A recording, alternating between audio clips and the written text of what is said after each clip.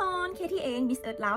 2025เคที่มีทริคอยากมาแชร์อยากมาแนะนำให้กับรุ่นน้องหรือว่าคนที่กำลังมีความฝันในการที่อยากจะเป็นนางงามการเก็บตัวเขาคนเก็บตัวแบบไหนคือ1เบสิกเลยอาจจะเป็นเรื่องรูปร่างหน้าตาเนาะเขาคือเขาต้องเกี่ยมหุ่นในพร้อมต้องเกี่ยมหน้าให้เป๊ะซีดหน้าปั้นหุ่นเข้ายิ้มกินอาหารคีนแบบเฮ็ดให้ตัวเองพร้อมเฮ็ดให้หุ่นเขาแบบงามสุขภาพดีสมส่วนแบบว่าแบบมีเชฟมีเคิร์ฟนะอันนี้จะเป็นเบสิกตัวที่2มาจะเป็น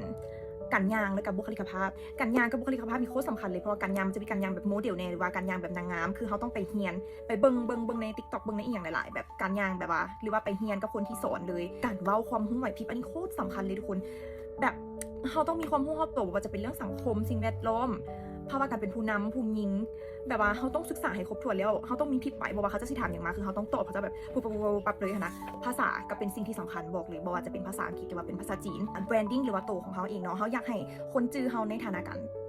เป็นแบบใดเขาอยากนำเสนอเขาเจ้าแบบใดให้เขาเจ้าจื้อเขาได้คือตัวของเคที่แล้วก็ศึกษาบริบทของเวทีนั้นนำที่ว่าเขาสิไปนะว่าเวทีนั้นเกี่ยวกับอย่างเกี่ยวกับสิ่งแวดล้อมเกี่ยวกับสังคมเกี่ยวกับแบบว่าการเป็นผู้นำของแม่หญิงหรือว่าความฝันแบบอย่างสินะศึกษาบริบทของเวทีนั้นก่อนที่เขาจะไปแล้วแบรนดิ้งของเขาก็คือของเคที่เองเนาะเคที่จะเห็นให้เขาเจ้าจื้อว่าเคที่นี่เป็นนางงามเนาะเป็นนางงามที่เว้าภาษาอังกฤษได้ว่าภาษาจีนได้แล้วก็เป็นแม่ค้าออนไลน์เป็นอินฟลูเอนเซอร์เป็นนางแบบอย่างประมาณนี้นะแล้วก็มักไปภูปีนผามักแบบว่าไปแคมปิ้งมักเข้าภูผาอย่างสินะมักปีนภูก็เลยเลือกที่จะมาเวทีมิสเอิร์ธเขาต้องรู้บริบทของตัวเองก่อนที่เขาจะไปลงเวทีนั้นๆเขาต้องรู้สัจจิว่าเขานะมักอย่างแล้วก็จังไปให้มันถูกทางแล้วก็ตอบโจทย์กับเขาหัวใจรักสำคัญของข้อที่6ก็คือบ่แม่นนางงามที่งามที่สุดแต่เป็นนางงามที่มีความพร้อมที่สุดเป็นคนที่แบบ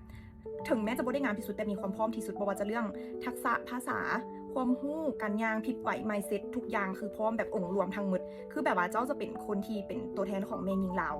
ที่จะนำเสนอในบทบาทนั้นออกมาให้ชัดเจนและจะเป็นอินสปิเรชันให้ใครหลายๆคนที่จะลุกขึ้นมาเฮ็ดอีหยังบางอย่างเพื่อความฝันของตัวเองอันนี้ก็คือ